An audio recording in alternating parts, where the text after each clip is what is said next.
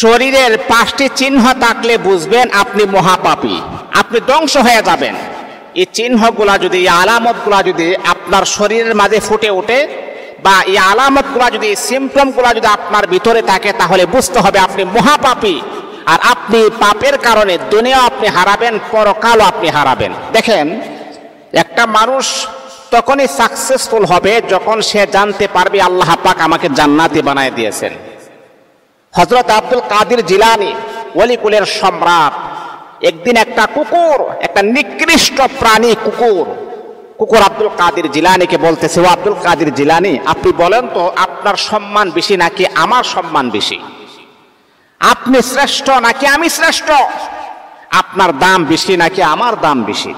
চিন্তা করছেন? একটা কুকুর আব্দুল কাদের জিলানী কি কথা বলতেছেন। যদি আমাদেরকে বলতেন, আমরা কি বললাম? এই কুকুর, তুমি হচ্ছ নিকৃষ্ট প্রাণী। তোমার লালা যদি কোনো কাপড়ের মাঝে লেগে যায়, যতক্ষণ পর্যন্ত কাপড়টাকে পরিষ্কার না করা হয় ততক্ষণ পর্যন্ত নামাজ হবে না, রোজা হবে না, ততক্ষণ পর্যন্ত কোনো ইবাদত বন্দেগী আল্লাহ পাকের কাছে গ্রান্টেড হবে না। তুমি আবার আমার সাথে তুলনা দিচ্ছ, এই কথা আমরা বললাম। কিন্তু আব্দুল কাদের জিলানী এমন কোনো কথা বললেন না, কুকুরকে এমন কথা বললেন না। ওলিকুলের সম্রাট আব্দুল কাদের জিলানী রাহমাতুল্লাহ আলাইহি কতটুকু বিনয়ী ছিলেন, কতটুকু নম্র ছিলেন, সাদা মনের মানুষ ছিলেন।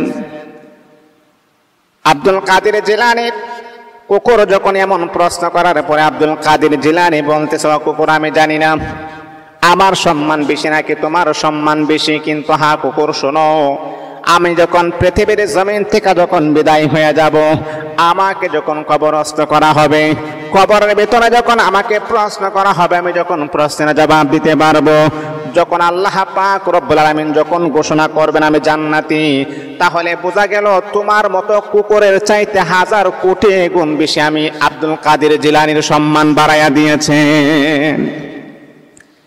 কিন্তু হ্যাঁ কুকুর, তুমি শোনো, যদি আমাকে কবরস্থ করা হয়, কবরের ভিতরে আমাকে যদি রাখা হয়, আমাকে যখন প্রশ্ন করা হবে, আমি যখন প্রশ্নের কোনো জবাব দিতে পারবো না, যদি আমি জাহান্নামী হয়ে যাই, আমি যদি জাহান্নামের প্যাসেঞ্জার হয়ে যাই, তাহলে কুকুর শোনো, আমি মানুষ হয়েও জাহান্নামী হয়ে গেলাম, আমার চাইতে 1000 কোটি গুণ সম্মান আর মর্যাদা তোমার বেশি আছে।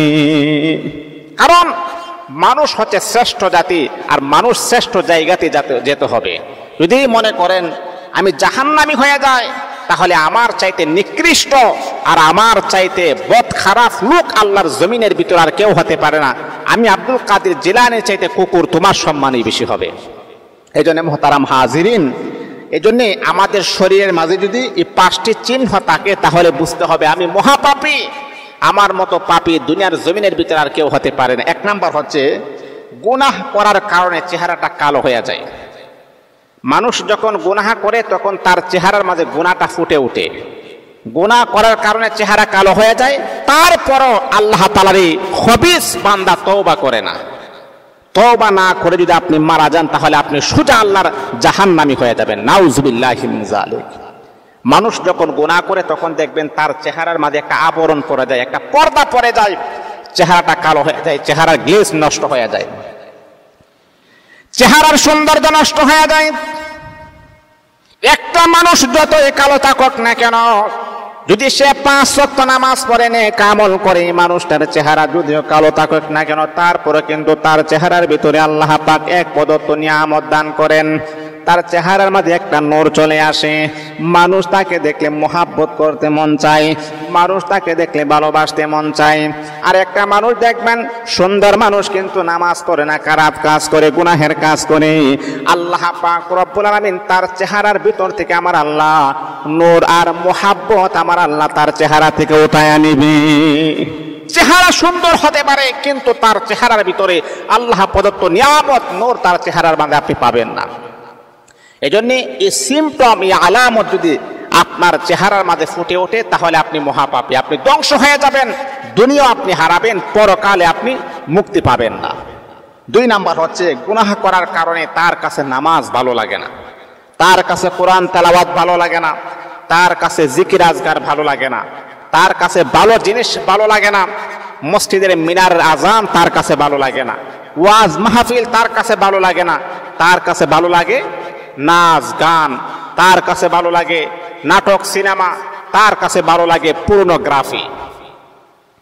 ভালো জিনিস তার কাছে ভালো লাগবে না, তার অন্তরটা একদম অন্ধকার হয়ে গেছে। মসজিদের মিনার থেকে যখন আজান হবে তার কাছে ভালো লাগবে না, এমনকি নামাজও তার কাছে ভালো লাগবে না, কোরআন তেলাওয়াতও তার কাছে ভালো লাগবে না, ভালো জিনিস তার কাছে ভালো লাগবে না, কারণ তার অন্তরটা অন্ধকার হয়ে গেছে। আল্লাহ পাক রব্বুল আলামিন কোরআনুল হাকিমের ভিতরে আমার আল্লাহ বলেন, খাতামাল্লাহু আলা কুলুবিহিম, আল্লাহ পাক রব্বুল আলামিন তার কলবের ভিতরে আমার আল্লাহ মোহর মেরে দিয়েছেন। এই কলব দ্বারা কখনো ভালো জিনিস সে উপলব্ধি করতে পারবে না, তার কাছে ভালো লাগবে না, কারণ সে পাপের ভিতরে হাবুডাবু খাচ্ছে। তাহলে কিভাবে তার কাছে ভালো লাগবে? 3 নাম্বার হচ্ছে গুনাহ করার কারণে আপনার চোখ দ্বারা কখনো পানি বের হবে না। মানুষ যখন গুনাহ করে তখন তার অন্তর থেকে আখিরাতের যে ভয়ভীতি, জাহান্নামের যে ভয়ভীতি তার কাছ থেকে আল্লাহ পাক উঠায় নেই, তার কাছে আর তার চোখ দ্বারা পানি আসে না। দেখবেন অনেক গুনাহগার ব্যক্তি, দেখবেন মা মারা গেছে, বাপ মারা গেছে, মানুষ কান্নাকাটি করতেছে, কিন্তু আল্লাহর বান্দার চোখ দ্বারা পানি বের হয় না। কেন জানেন? সে যে গুনাহ করে, এই গুনাহ তার বাস্তব প্রমাণ, তার চোখ দ্বারা পানি বের করতে পারে না।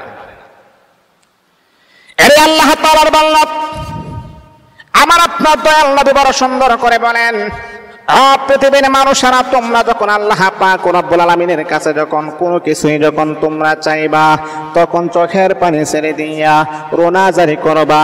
আল্লাহ পাক রব্বুল আলামিন বান্দার চোখের পানি সবচাইতে বেশি আমার আল্লাহ কবুল করেন। আল্লাহ বলে, বান্দারে তুমি যখন চোখের পানি ছেড়ে দিয়া যখন আমি আল্লাহ পাকের কাছে যে কোনো জিনিস চাও, আমি আল্লাহ তোমাকে দেওয়ার জন্য প্রস্তুত হয়ে যাই। আরে বান্দা, দুনিয়ার সব কিছু আমি আল্লাহ সহ্য করতে পারি রে বান্দা, কিন্তু তোমার চোখের পানি আমি আল্লাহ সহ্য করতে পারি না। এই জন্য মুসলমান বন্ধুগণ, আপনি যখন চোখের পানি ছেড়ে দিয়ে আল্লাহ পাক রব্বুল আলামিনের কাছে যখন আপনি দোয়া করবেন, এই দোয়াটা আমার আল্লাহ কবুল করবেন। আর গুনাহ করার কারণে পাপিষ্ঠের অন্তরটাকে আল্লাহ পাক রব্বুল আলামিন এমন পাথর বানায়া দিয়েছেন, গুনাহ বেশি বেশি করার কারণে তার 2 চোখ দ্বারা কখনো পানি বের হইতে দেখবেন না। এটাই তার প্রমাণ। আপনি যে মহাপাপী, আপনি যে ধ্বংসকারী ব্যক্তি, এটাই তার বাস্তব প্রমাণ যে আপনার চোখ দ্বারা পানি বের হবে না। সব কিছু নরম হবে, কিন্তু আপনার চোখের পানি কখনো দুর্বল হবে না, নরম হবে না, চোখ দ্বারা পানি বের হবে না। 4 নাম্বার হচ্ছে যে মনে করেন গুনাহ করার কারণে যে 5টি যে ক্ষতি হয়, আপনি যে মহাপাপী, 4 নাম্বার হচ্ছে রিজিক আপনার সংকীর্ণ হয়ে যাবে। আপনার রিজিক প্রশস্ত ছিল, কিন্তু গুনাহ করার কারণে আপনার রিজিকটাকে আমার আল্লাহ সংকীর্ণ করে দিবেন। দেখবেন অনেক মানুষ, আপনি দেখবেন বাংলাদেশের ভিতরে অনেক মানুষ এমন আছে, আল্লাহ পাক তাকে এত স্বাবলম্বী বানিয়েছেন, টাকা পয়সা ব্যাংক ব্যালেন্সের কোনো অভাব নাই। আসলে এমন মানুষ আছে, কিন্তু ধরা পড়েছে কি ডায়াবেটিস, গরুর গোশত খাইতে পারে না, তারপর বিভিন্ন সুস্বাদু খাবার খাইতে পারে না, ডাক্তার নিষেধ করেছেন। আসলে ডাক্তার তো নিষেধ করেন নাই, তার রিজিকটাকে আমরা আল্লাহ সংকীর্ণ করে দিয়েছেন। তার রিজিক শেষ, রিজিক সংকীর্ণ হয়ে গেছে।